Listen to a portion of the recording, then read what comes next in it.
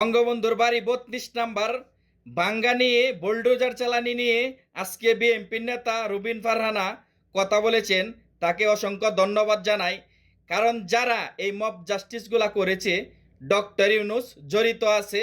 Doctor ইউনুসের মতিতে তার কথা এগুলা হচ্ছে রুবিন ফারহানা আজকে প্রকাশ করলো।